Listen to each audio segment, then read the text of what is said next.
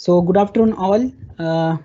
Once again, Bayer Animal Health welcomes you all for this live webinar. And as you all know, today is 6th of July and today is very special day. Okay, today is World Zoonosis Day. So on the occasion of this World Zoonosis Day, Bayer Animal Health wants to thanks, and I want to take this opportunity to thanks all the veterinarians having their crucial role in well-being of the human as well as the animal health. And if you see the veterinarians, the role of veterinarians, they actually veterinarians wears lots of hats. Okay, they are in a lot of profession. You name the profession and veterinary is there. Okay, so if you name food inspection, food safety, animal health care, our veterinarians always contributed a lot towards it. So this is very this is the opportunity for us to thanks all veterinarians on this special day and for their valuable contribution.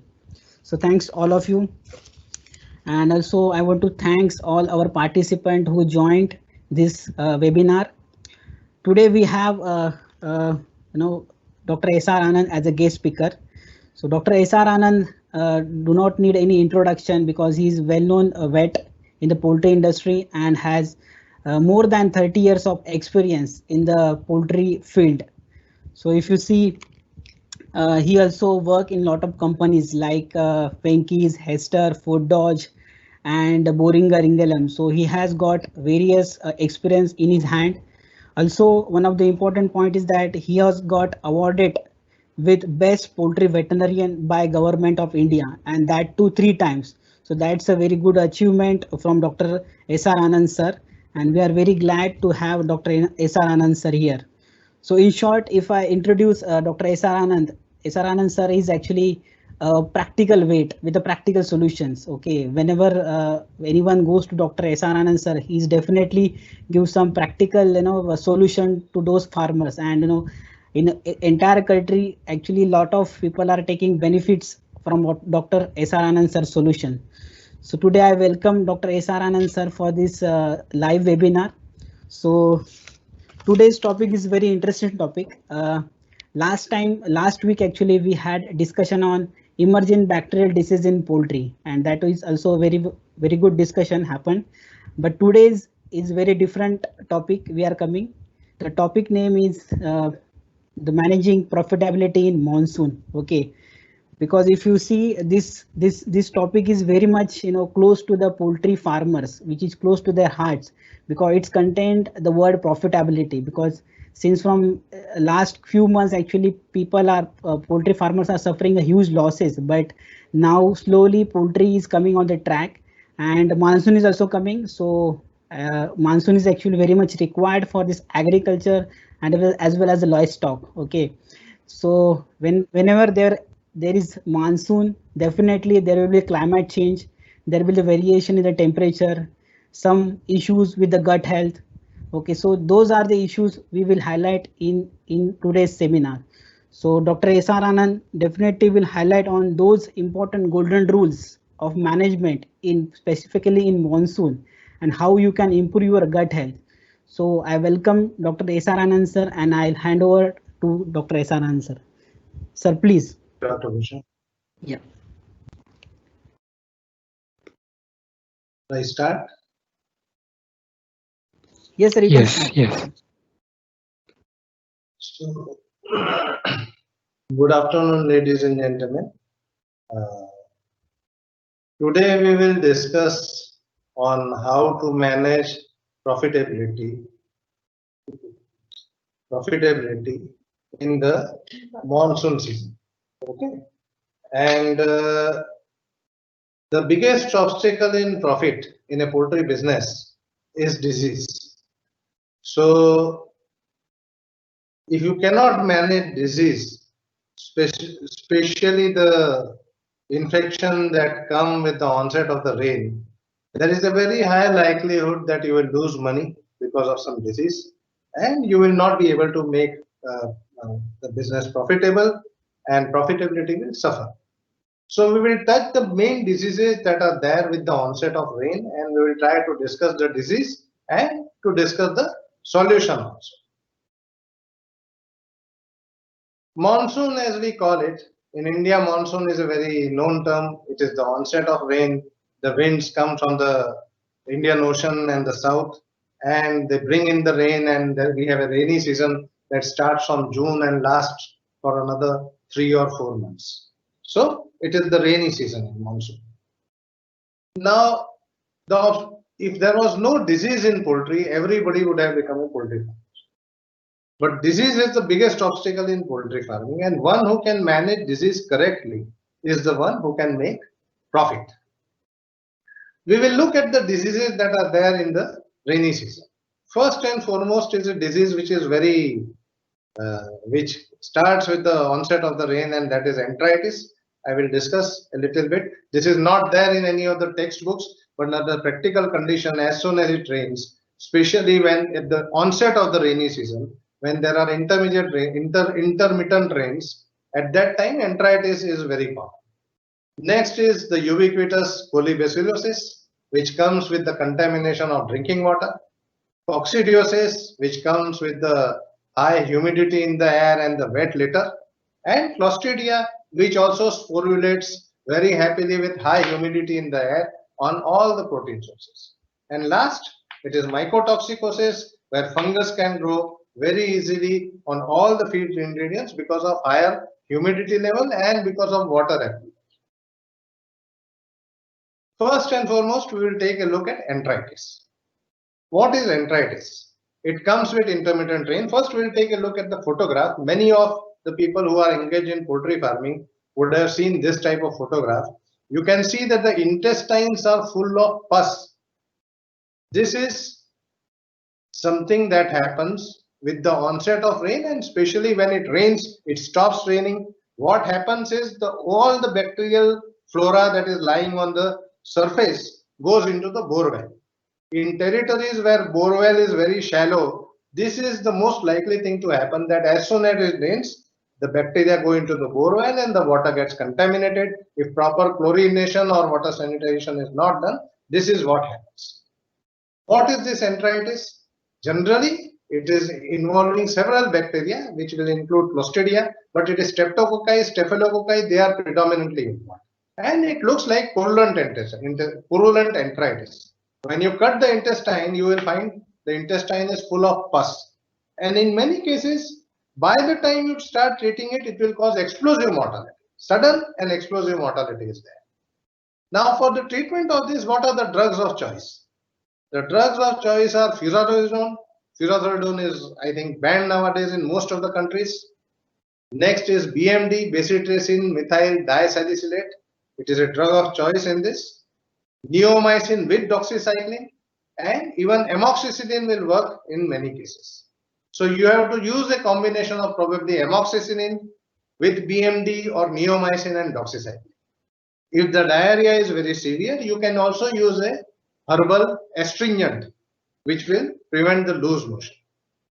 Proper water sanitization will prevent this from occurring.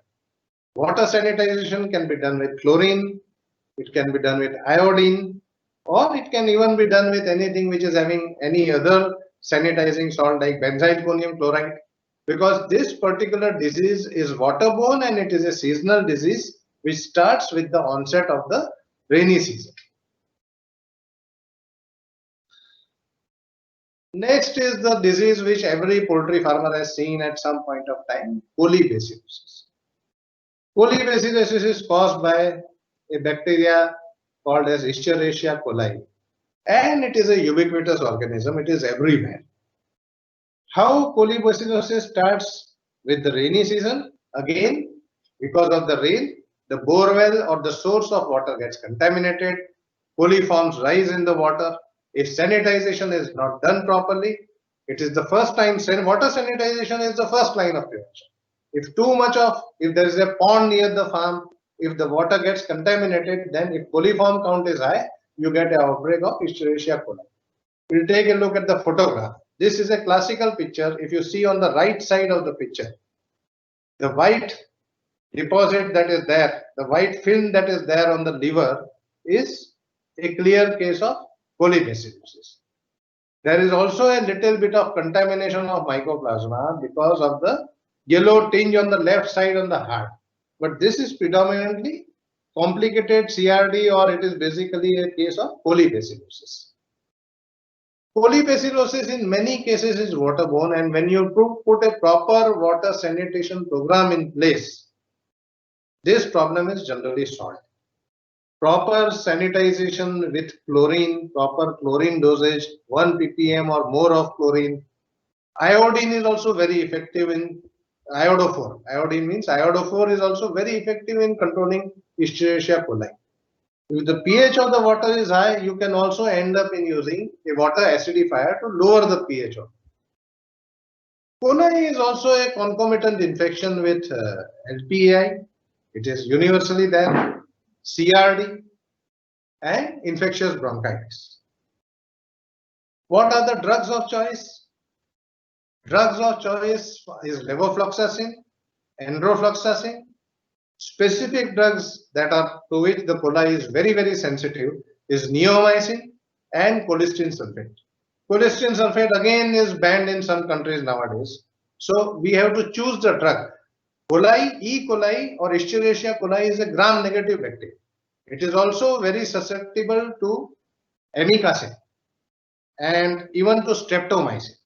So if you use a combination of streptopenicillin also at a proper dose, the infection will get sorted out.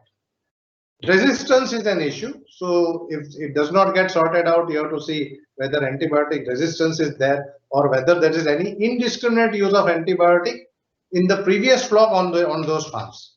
If the farm has a history of indiscriminate use or improper use of antibiotic or underdosing of antibiotic, then you will face a issue of resistance to coli. Sulfa-triamethoprim is also very effective. It can be used in combination with neomycin or colistin sulfate, and it will give very good result if resistance issue is not there. Bacteriophages are also extremely effective if you can get a proper bacteriophage. Many commercial preparations are available and they are very effective against Escherichia coli. Another thing that the bacteriophage will do is it will lower the antibiotic resistance on a particular farm, because the bacteriophage will kill the organism inside the bird and outside the bird also. Because phage is a live organism, it will kill the organism outside the bird also. For coli, vaccine is also available. Vaccination is generally two types of vaccine are there. One is a live vaccine is also available for commercial broiler in the international market, and killed vaccine is also available. In my practical experience, if killed vaccine is done in the breeder, problem is less on susceptible farms. It lowers the incidence of Escherichia coli on susceptible farms. This is a photograph which shows the bronchial plug in case of LPAI. If you can see, there are two white points, and those are the two bronchi, and both are blocked. Both the bronchi are blocked with plugs which contain fibrin, and when we do isolation from these plugs, Escherichia coli is one of the main bacteria that will consistently get isolated from these plugs.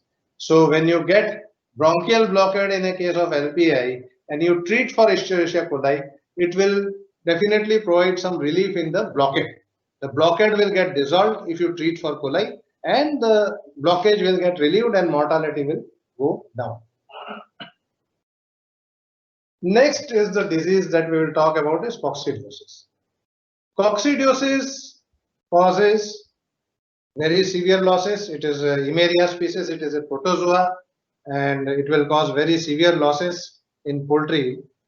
Basically, coccidiosis happens during the wet season because of high humidity, which leads to very fast sporulation of the oocyst. More humidity means more sporulation, and it will lead to sporulation of the oocyst, and it will affect profitability in a very dramatic manner, because coccidiosis can be chronic coccidiosis or it can be a full-blown outbreak of coccidiosis. Chronic coccidiosis is also a killer, that it will increase the FCR and it will lower the body weight, and it will cause a lot of problem in a commercial broiler integration operation if you are facing coccidiosis. These are the species of coccidia: Acervulina, Bruneti, Maxima. Mitis, Nicatrix, and the most lethal in broiler breeder, Emeria tenella. It is the most lethal. If you get a tenella outbreak in a broiler breeder flock, there is very little time before you can treat it. I mean, if you delay the treatment, it will lead to heavy mortality.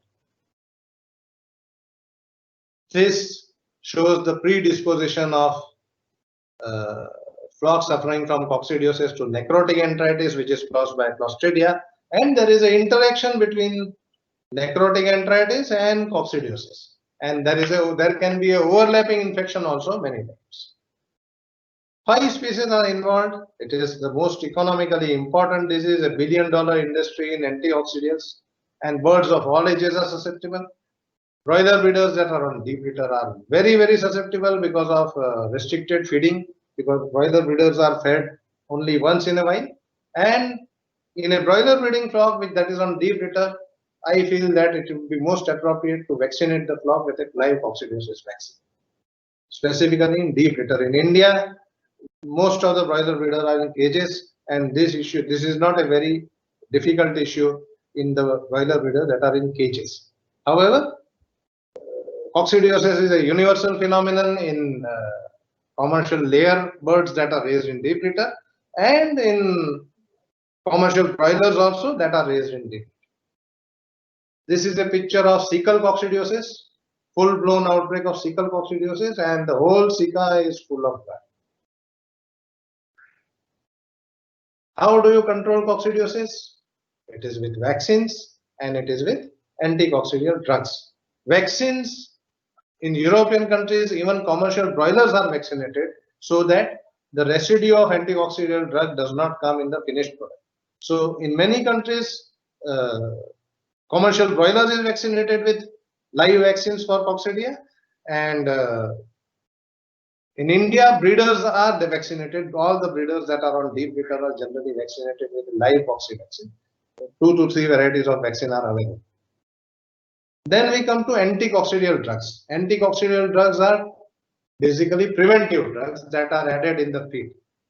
3 types of chemicals are available: diclazuril, robinidine, and nicarbazine.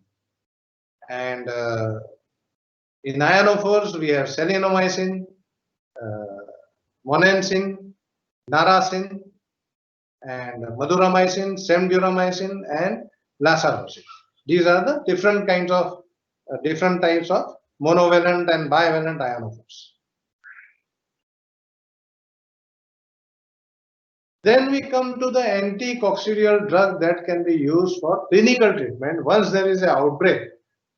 Coccidiosis is common in monsoon season because rain will, the litter will become wet, and many times in India, because of open broiler sheds, the water will go inside the shed, the litter will become wet, and that will lead to very fast sporulation. Many times the floor is also not impervious to water, so there is leaching of water in the litter from the floor itself, and it leads to a clinical outbreak. How do you treat it? You first and foremost, the first drug that you can use to treat coccidiosis outbreak is apparently Amprolium. Amprolium is used in a tapering dose. That means if it is 33% Amprolium, 2 gram per liter for 2 days, then 1 gram per liter for 2 days, and half gram per liter for 2 days, which will assist in the development of resistance.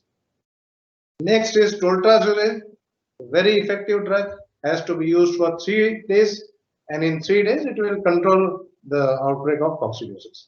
Sulfachloropyrazine, sulfamethazine, and sulfatolin. That this used to come in the name of Cotrinol in the olden days. I don't know whether the product is now available. So these are the drugs that can be used to treat coccidiosis. Resistance issues are also there, and we have rotation programs and we have shuttle programs in commercial broiler integration, and we have a combination of rotation plus shuttle also.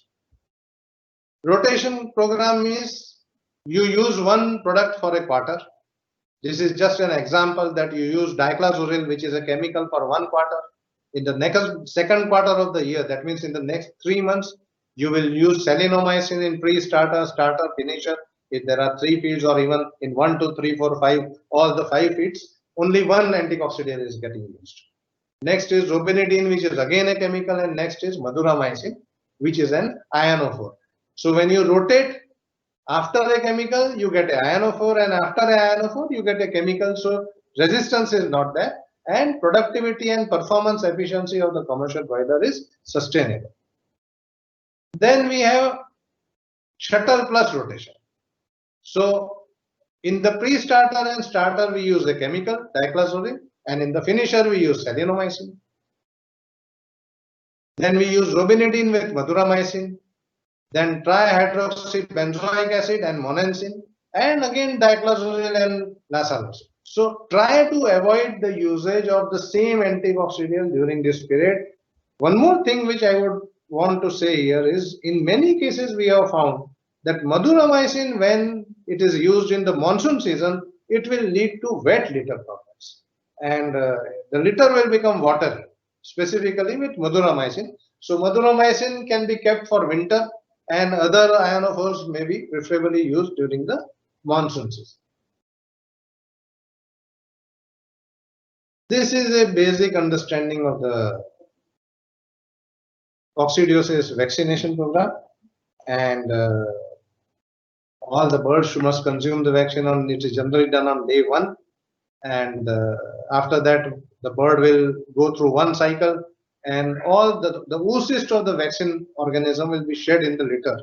So once the shedding of the oocyst of the vaccine organism happens, litter becomes the vaccine, and it will reinfect the flock, and slowly protection will build up. This is effective in my personal experience, and we must allow the cycle to get completed. 10, 12 days, 15 days cycle is there, and 2 to 3 times if the cycle is completed, you get a lifetime of immunity. So if there is a mild outbreak, many times by 30 days or 25, 26 days, you will see a mild outbreak because of the coccidiosis vaccine only. And some mild treatment can be done, but always remember that when you have done vaccination against coccidiosis, litter is the vaccine. So don't throw away the litter. When you increase space, stretch the litter and ensure that the old litter and new litter is properly mixed. Disinfection of the shed prior to the coccidiosis vaccine will improve the performance. If there is a challenge, then field coccidia the count of field coccidia in the shed has to be lowered before the vaccine is used. This is the combination that is there. Different combinations are available from different companies, and this type of combination is available. If used judiciously, coccidiosis vaccines are very, very effective in the broiler breeding segment in India. Reaction at 28 to 30 days, day 1 to day 3, you can vaccinate. 1 drop in the mouth or in drinking water, whichever way. And reaction at 28 to 38 days has to be taken care of. Proper litter management has to be done. Uniform mixing of new and old litter has to be done. And finally, if more reaction is there or adverse reaction is there, you can treat also to a little bit extent, because the bird will anyway get infected with the organism that is lying on the litter. We have issues of coccidiosis in cages also nowadays, because fly problem is there. So fly will go and sit in the litter, then it will go and sit on the feed, and we have seen cases of coccidiosis in the cage houses also, and that has to be treated. It is not a very serious issue, but people do find coccidiosis in cages in some situations nowadays. The fly circulates the organism from the litter to the cage.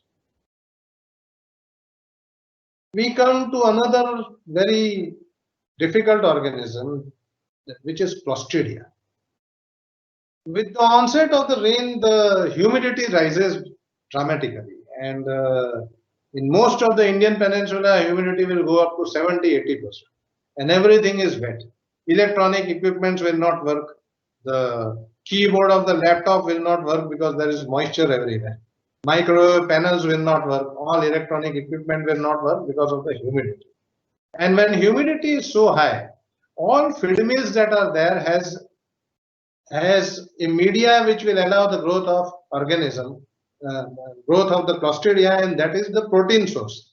And Clostridia will grow very happily on soybean. All feed mills have soybean, and it's a ubiquitous organism. It may be a vegetative organism also, and it will grow, and you will get a very high Clostridial count on feed raw material or in the feed during the monsoon season. This is an opportunistic pathogen. This is a gram-positive bacteria. Clostridia is a gram-positive bacteria, and it is basically not visible as a clinical outbreak, and it will hit your balance sheet very badly if you don't take care of this organism. I mean, it is there, and it will affect the digestive efficiency, and it will change the. It will cause loose dropping. It will increase the intestinal motility, and it will lead to a lower body weight and higher FCR in commercial broiler operations. It interacts with coccidia also, and it creates devastation. I mean, if you get an overlapping infection of cocci and clostridia, it can be devastating. In poultry, 4 types are common. Ulcerative enteritis, which is not so common. Many of the young veterinarians have not seen ulcerative enteritis. Necrotic enteritis, which is common. Botulism is again one not so common. And gangrenous dermatitis is very common. Gangrenous dermatitis is not in the true form. It is not a monsoon related disease, but there is a form of gangrenous dermatitis that is more than when the humidity is high. We'll take a look at all the 4 diseases. Ulcerative enteritis, small ulcer in the intestinal lining. It will look like a volcano crater if you see against the light. If you wash the intestine and see against the light, you will find that it is like the crater of a volcano. And rough feeling is also there when you touch it with your hand. And it causes predisposition to coccidiosis, decreases productivity. This is an intestine showing ulcerative enteritis. You can see the loci, and you can see that there are dots which are like ulcers. And if you see the inner side of the intestine, there are ulcers in the intestine. It will burrow right up to the serosa, and all the epithelium is eroded, and there are a lot of burrows in the intestine. Here is a more clear picture inside ulcerative enteritis. We come to the next disease, necrotic enteritis. This can be lethal. Intestine is swollen like a snake, very fragile. When you touch it, intestine will break. Putrid fluid with full of blood and foul smelling fluid. If you open a bird with necrotic enteritis, one diagnosis is very bad smell, and the bad smell will not go away from your hand. Even if you wash your hands, the smell will persist. So large intestine, it will show a velvet-like experience in some velvet-like consistency in some cases, and there is a total erosion of the epithelial lining in many cases. Large, thick intestine, it can be, the diameter can be as big as almost 1 inch in many cases. It is full of blood, it is foul smelling, and differential diagnosis is required. Such an intestine which is full of blood and foul smelling is generally, it is Clostridia, and it is not coccidiosis. If you treat necrotic enteritis outbreak with cocci drugs, it will not work. It will not work. You can see this is an intestine which is on the right side is Clostridia. Large intestine, swollen and full of putrid fluid. This is how it looks. This is an actual picture. Velvet appearance. That is what the textbook says. It looks like velvet. If you have seen a velvet cloth, it looks like velvet. This is an actual picture in our laboratory.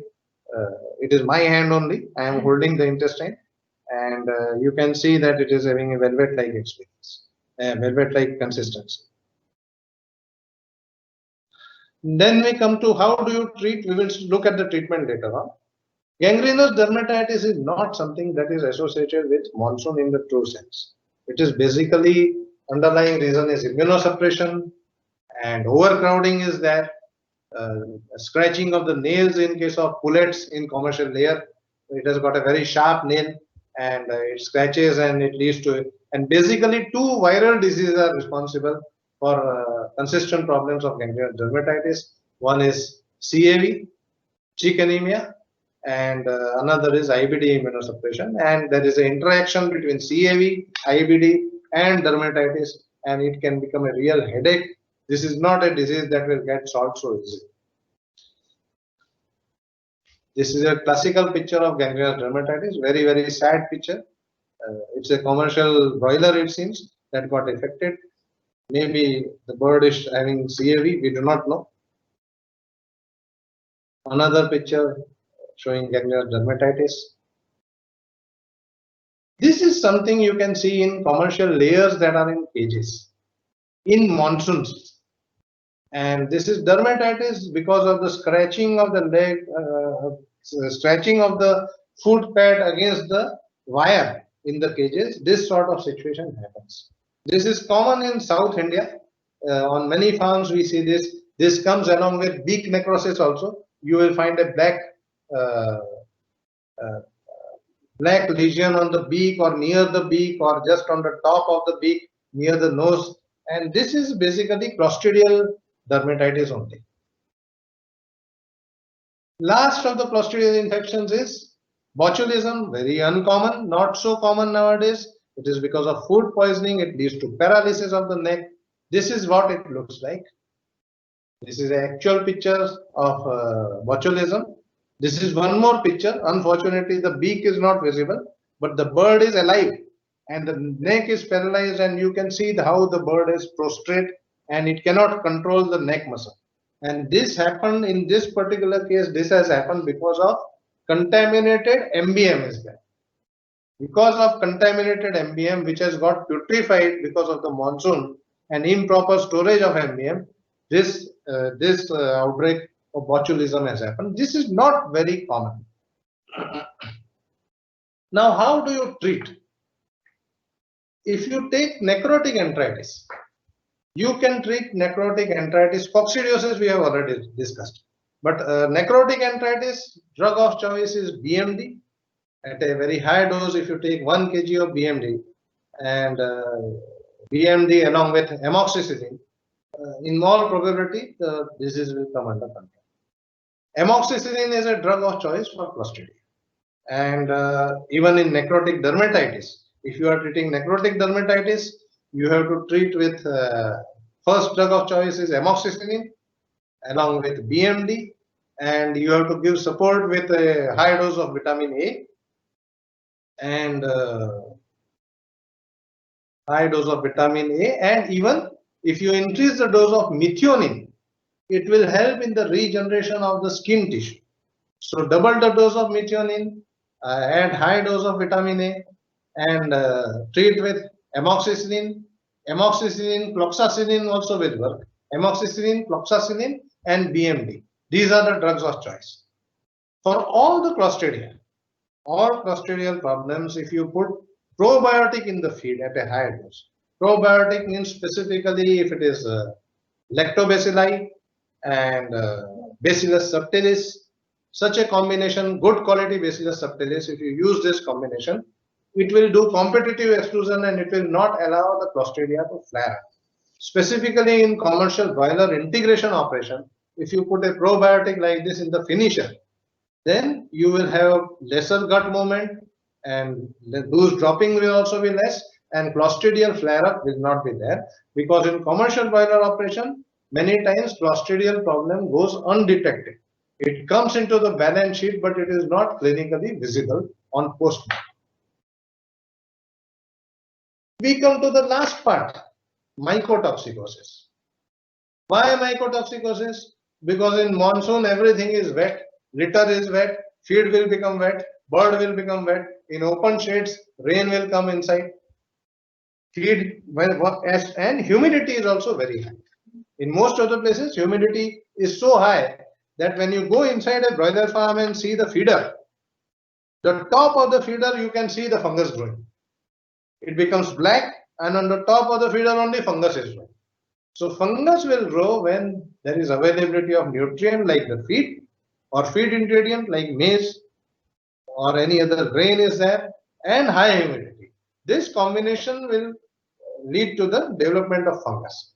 You can also see this if you put a slice of bread outside in monsoon season. In 1 or 2 days, it will develop fungus. Automatically, mucor will grow on the bread slice. And how do you prevent mycotoxicosis? Simple. If the bread slice you will put lemon, lemon will kill the fungus because fungus does not survive in acidic medium. So controlling fungal growth requires acidification of the feed and maintaining proper feed mill management. If feed mill is not managed, if bins are not clean, if they are not sanitized, if too much of moisture is there in the ingredient or too much of moisture is there in the feed mill also, it will definitely lead to mycotoxicosis inadvertently. It will not consciously, you may not be aware, but mycotoxin will develop because climatic condition, hot and humid climatic condition is favorable for the growth of mycotoxins. We have several types of mycotoxins. Most of you are aware, aflatoxin, then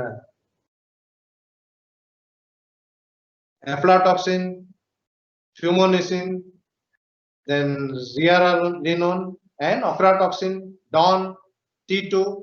All these toxins on and off they are seen. And how do you prevent this?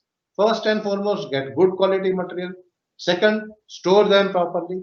And during the monsoon season when the challenge is high, use a proper product which will bind the toxin that is already made and acidifiers which will prevent fungal growth.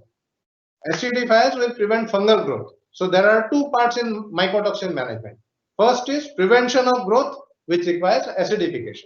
Second is whatever toxin is already found, either you bind that toxin and prevent it from getting absorbed by the bird, or even enzyme-based preparations are available that will slice the molecule of the mycotoxin, and it will denature the mycotoxin and not allow it to adversely affect the bird. What are the effects of the mycotoxin? If you see the effect of the mycotoxin, it will lead to, first and foremost, most common effect you see is liver organ that will get affected, kidneys will get affected, overall efficiency will go down, it will lead to immunosuppression, it will lead to many of the toxins not in the bird, but if the toxins are passed on via milk or via egg to the human being, many of the mycotoxins are carcinogenic also. In the first step to take care of the bird, we have to ensure that mycotoxin does not, the feed that is fed to the bird is free of mycotoxin. This is how mycotoxin will create problems in dairy products, in edible tissue, everywhere it will go.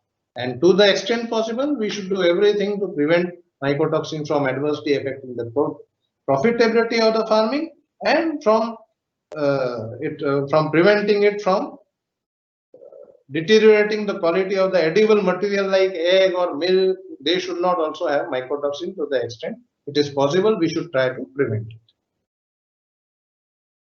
There are a lot of testing methods that are available for detection of mycotoxins nowadays, and simple lateral flow technique is there, which is a quantitative method and which will tell you whether the toxin is present or not. And ELISA is also available, which will give a quantitative. It will show the quantitative creatinine, then aflatoxin, then fumonisins, ochratoxin. For all the toxins T2, ELISA is available. Individual ELISA is available. So all these methods in feed mills, they should be used to check the level of mycotoxin, and preventive measures need to be taken. So that is all for today, ladies and gentlemen. I hope you enjoyed the presentation. Dr. Bhushan, to please take over.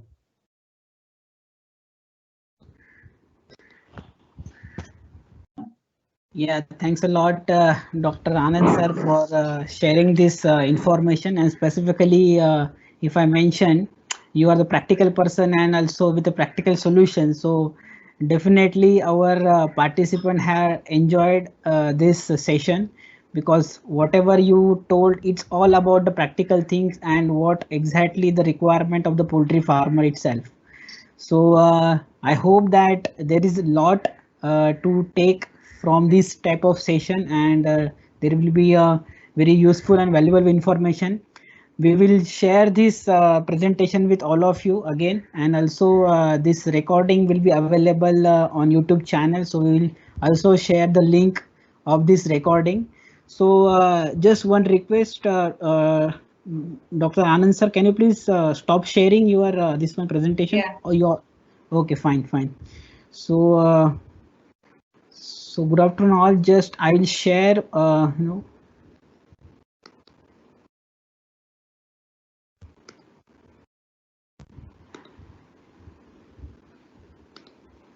So can you please see my presentation?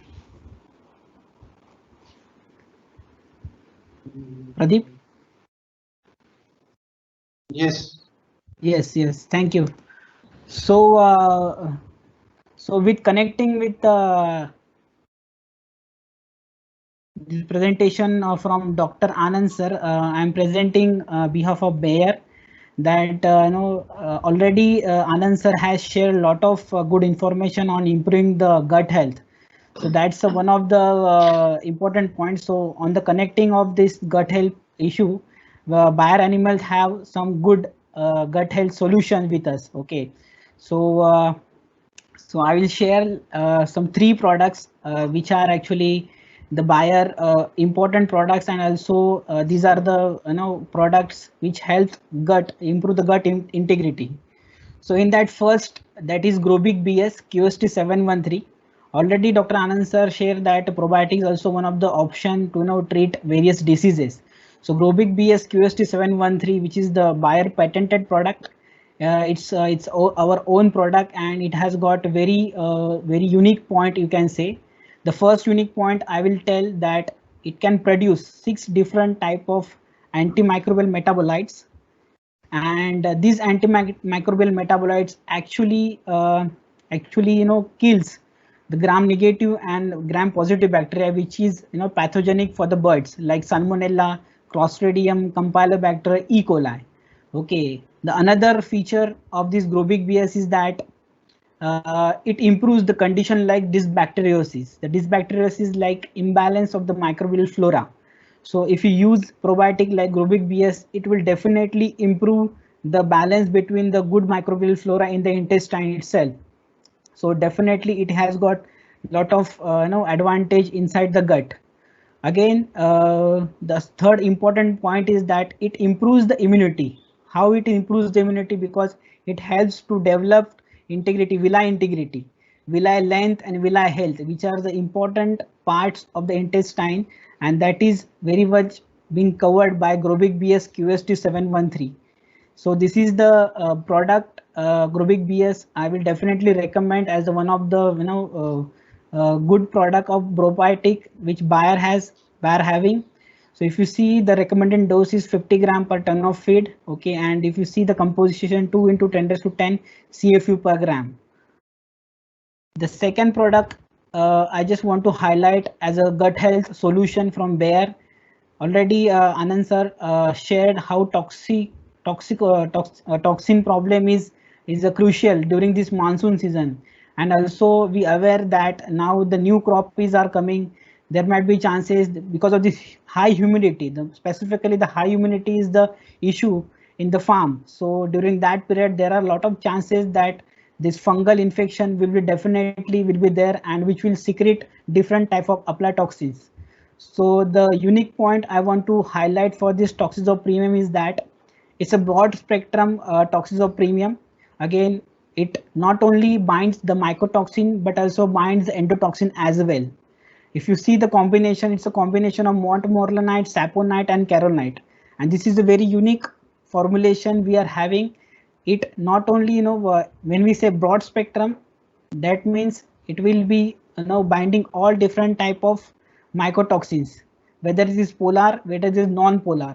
And one of the important is that it can also bind endotoxins. If you see the surface area and pore size is around 19 Armstrong units. Okay, so it cannot possible from this toxozopremium that it will absorb other nutrient like vitamin A or maybe other nutrient like minerals. Okay, so definitely we have lot of data on toxozopremium, that how it can improve the immunity as well as the bone strength. Okay, and some of the important point, because these are the imported products. Okay, so lamic test is very important, because it should be approved lamic test. Otherwise, in this lamic test is actually done in Europe countries to register your toxin bind, that the lamic test is very much important. So our toxozopremium is lamic test passed. Again, one more thing, that when you going to produce any type of toxin binder, it should be dioxin free. Okay, so we have claimed that our toxozopremium is dioxin free. So if you see the dose, it is 500 gram to 1 kg, and we have dosage with us that at different type level of aflatoxins. We recommend different doses, but as per my experience, and we do lot of analysis of these various feeds. So up till now only 40 ppb aflatoxin we can able to detect. So 500 gram is the sufficient dose to to introduce in the your feed formulation. So this is about the one important product, that is Toxizo Premium. Question was specifically related to this commercial layer, sir. That coccidiosis outbreaks are reported from commercial layer in lake in cages layers. So what may be the reasons and how far treatment is economical? Treatment is economical, but basically it is because of the fly taking the oocyst from the litter to the feed, and that is what leads to coccidiosis. Another thing that happens is nowadays birds are grown throughout, they are grown in cages, and because of that there is no resistance in the bird also.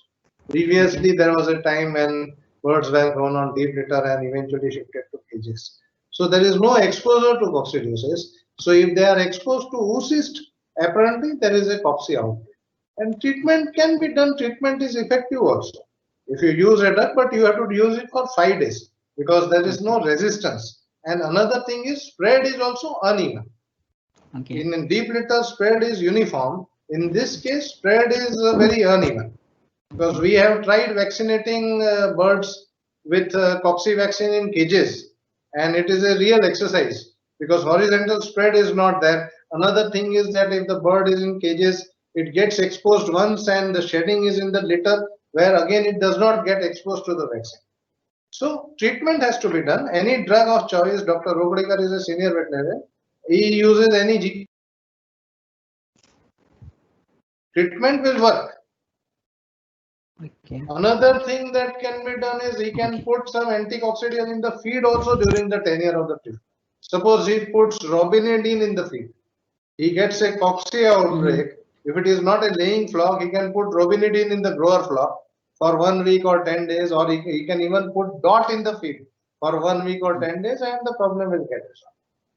Okay. Yeah. So the next question was, in case of relapse of coccidiosis, what are the major steps we need to take if there is relapse? Relapse in deep litter? In deep litter, sir, specifically. Yeah.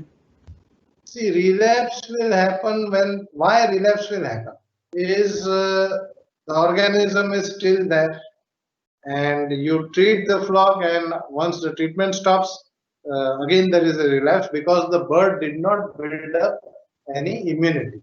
If you recollect when I talked about Emprolium, when you treat with Emprolium, what is the dose? 2 gram per liter for 2 days, 1 gram per liter for 2 days, and 1 gram per 2 liter for 2 days, which is basically a tapering dose. Okay. Tapering dose is to allow some development of resistance. You lower the dose slowly. If you use a 2 gram per liter for 5 days, it will lead to relapse only because it will kill the organism inside the bird. But outside the bird, the organism is there. So when you treat the bird for coccidiosis, one question that remains is how much oocyst is there in the litter if it is on deep litter, and why the outbreak has happened. If the outbreak has happened in commercial layer grower, then it's a different story because commercial layers generally are grown on deep litter with DOT, dinitrotonamide, DOT. Whereas commercial broiler, if there is an outbreak, we have seen commercial broiler outbreak in integration operation where the operator is using, for example, he may be using diclazolil since eternity. 6-7 months he is using diclazolil and resistance has developed. So when the outbreak or relapse is happening, suppose in an integration operation, he should change the anticoccidial to a unrelated group of molecules, unrelated class of molecules, and immediately problem will get resolved. Okay. If there is it is in commercial broiler integration. Suppose there is an outbreak with diclazolil, immediately if it changes over to ionophore like sadenomycin, outbreak will come under control. That is one technique. Again and again it will not be there. He has to change the drug immediately because resistance develops Specifically in chemicals, resistance will develop very fast. If you take robinidine, for example, 2 to 3 months only it will become tolerant. DOT also it will become tolerant very fast. So change the molecule. That is why we say shuttle program and rotation program. Shuttle is very good. You do a rotation of shuttle and rotation taken together will not lead to any resistance issue or recurrent outcomes. Okay. So the next question is, in your opinion, which is more lethal bacterial toxin? Like, which is lethal, bacterial toxin or aflatoxin? So which bacterial toxin we talk about? Okay. Any specific bacteria we are talking about? For example, I will take this Avibacterium paragallina. Haemophilus paragallinarum is the old name. And Avibacterium paragallinarum is an organism which causes infectious coryza in poultry. When you kill the organism, it releases a toxin before dying, which leads to the swelling on the face. So bacterial toxin will definitely create adverse effect. Likewise, other organism also when they die at the time of dying, some bacteria will release toxin, which will cause swelling or adverse reaction will be there. But mycotoxin is most lethal. Mycotoxin, certain aflatoxin M and aflatoxin B, many of the mycotoxin, they do not get denatured by heat also. And they will eventually, they are carcinogens. If you drink milk every day, God bless you. If you are drinking milk every day, most of the milk that we test is having aflatoxin or carcinogenic toxins are definitely there. So God bless you, and I hope that with consistent usage for the last 30 years, I mean, you don't get carcinoma in the end of the road. Okay. So mycotoxins can be very lethal. They can be extremely lethal. T2, for example, people using too much of rice, we have swollen kidneys and it looks terrible. Unfortunately, because of that 45-minute time lag, I have not put the photograph of what happens in a mycotoxin situation. And it can be extremely lethal. Kidneys get damaged and liver gets damaged. So mycotoxin is the real toxin. Bacteria are not known to produce so much of toxin.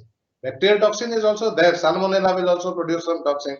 But mycotoxin, in my understanding, are very, very lethal. They are extremely dangerous to health also and to the financial health also. Financial health of the enterprise is also very badly.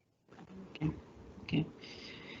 So the next question is, what is the role of immunosuppression in causing necrotic enteritis and coccidiosis?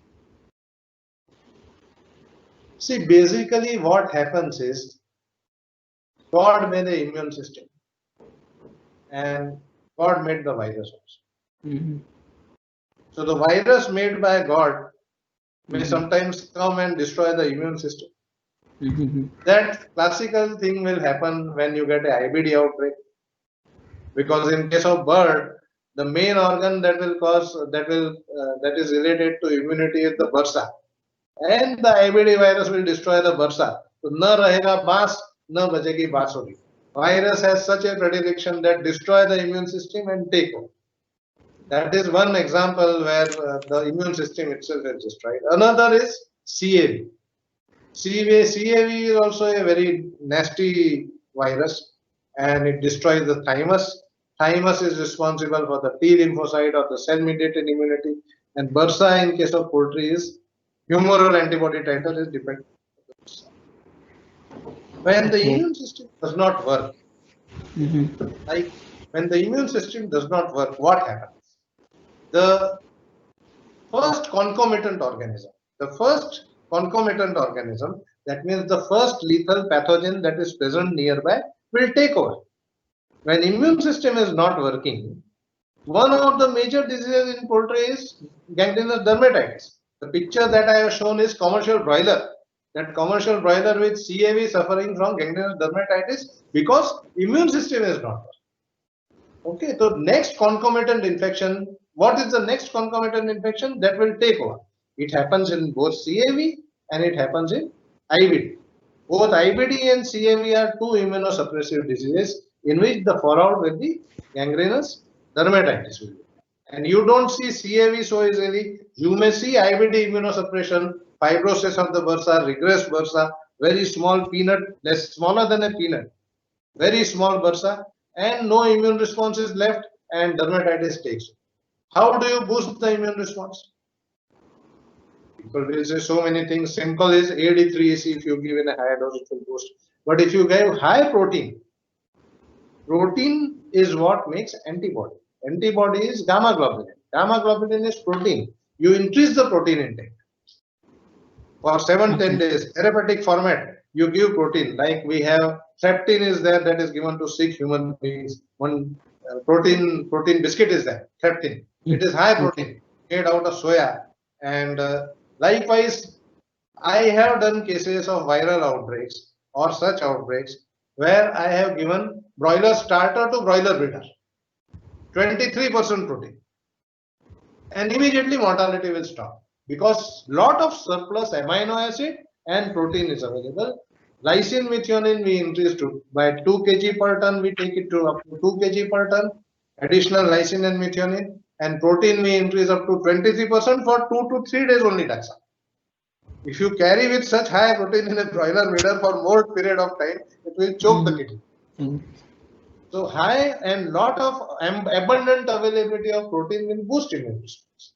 And basically these two diseases will cause gangrenous dermatitis. Coccidiosis also happens with gumbo. IBD outbreak is there and it is on deep litter, it will lead to coccidiosis. So you have to take care of immunosuppression. Okay. Yes, sir. So the next question is from Dr. Vaibhav. So botulism and folic acid deficiency, in both cases actually you see a limber neck condition. So does we have any differential points to give effective treatment? Like how we can directly, there is no differential point. Folic acid, this type of prostration generally will not be there to this extent, and you have to investigate like a CBI investigation. Once you see this lumbar neck and prostration is there, you have to go inside the feed mill and find out whether any source is there which will bring in Clostridium botulism, which will cause botulism. Like I found this initially, I also cannot figure out. When I visited this farm where I took this photograph, I cannot figure out what is wrong. And farmer is blaming folic acid only. Maybe vitamin is there and he is blaming the vitamin premix only initially. But when we went inside the feed mill, the MBM is coming from a good source, but lying with him for a very long time. When it is raining heavily, it is not stored properly, pellet is not there, there is moisture on the floor, and we find that it has putrefied. Putrefied MBM or fish meal will lead to botulism. Other sources like soybean will not generally grow Clostridium botulism. It is non-veg sources will grow Clostridium botulism. And folic acid will lead to a similar condition, but in adult bird, this type of deficiency is unlikely in my understanding. Okay, they will have similar picture, but this is the differential diagnosis. Is further investigation will reveal whether it is because of folic acid deficiency or whether it is because of something bad or botuli coming in the feed. Okay. Yes. So there is another question based on this feed acidifier. As already you mentioned that the role of feed acidifier is also crucial in monsoon. Yes. So among feed acidifier, which particular acid should be given more weightage?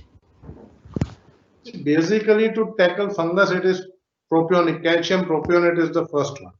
Okay. Calcium propionate is there. Acetic acid is there. Formic acid is there. To some extent, fumaric acid also, because what are you trying to kill with the acidifier is the question.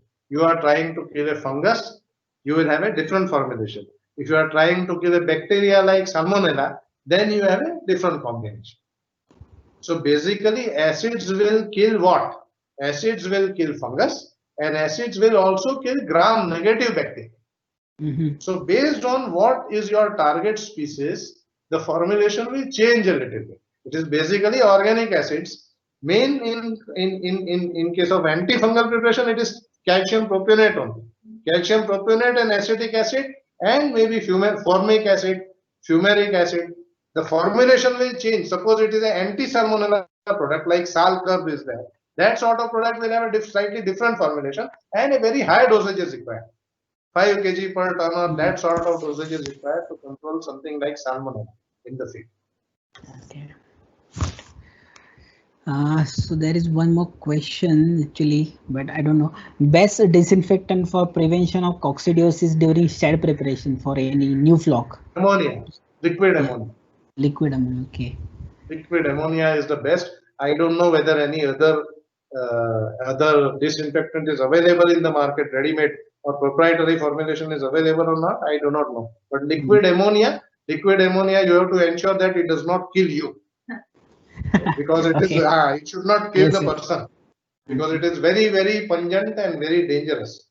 And you have to clean the whole shed, then you have to spray the floor with liquid ammonia, and it is extremely pungent. The man will fall down if proper safeguard is not taken. That is the best. Even a good probiotic in the feed will also keep coccidiosis under control. Good probiotic in the feed will also keep coccidiosis under control. Okay. Competitive exclusion, and if the gut environment is better, then it will keep the coccidiosis.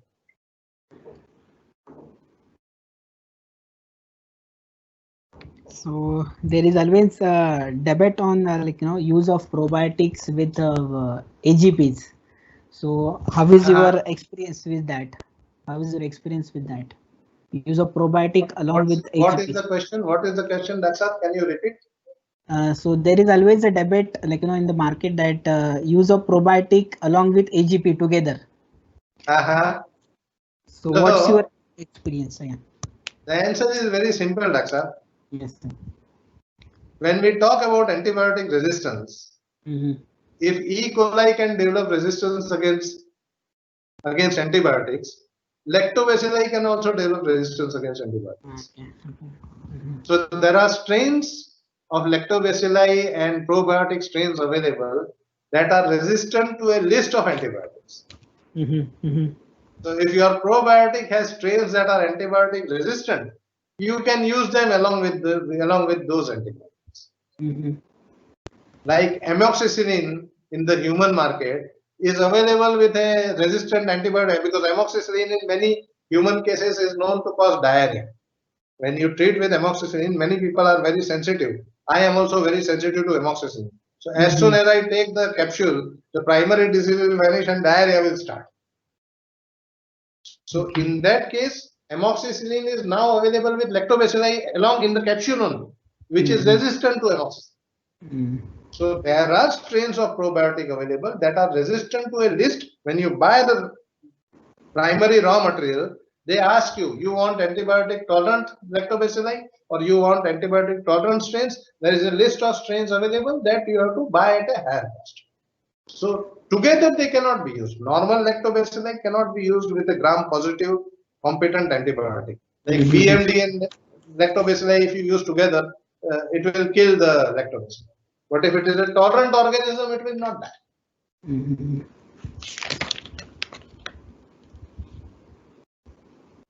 Actually, this is my personal question, sir. So do we get this subclinical coccidiosis in breeder, after laying stage? In deep litter, yes. Okay. In deep litter, you can get it. We have seen subclinical coccidiosis in deep litter n number of times. So specifically, clinical outbreak also happens. Okay, and this is related to this Tenella or like Acervillina and Maxima, sir? No, it is related to Acervillina and Maxima. Tenella is in growing stage. Growing stage. Okay. Tenella is not there because Tenella is not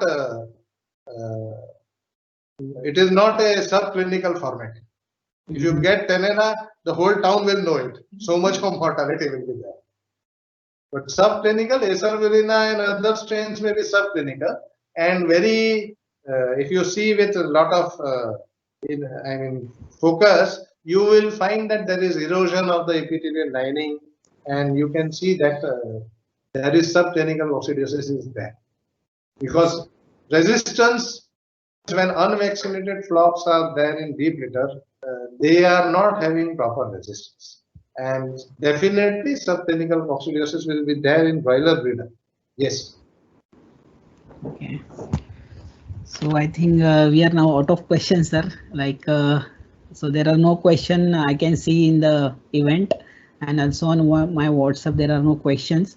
So we will we'll stop this session, sir. Okay, so we will stop this session, sir, and thanks a lot for sharing this valuable information about various diseases. And again I will say that this is actually a need that we should know that which type of disease is affecting in specifically in monsoon, so we can be prepared before it. Okay, so thanks a lot for sharing this information, sir. Yes, sir.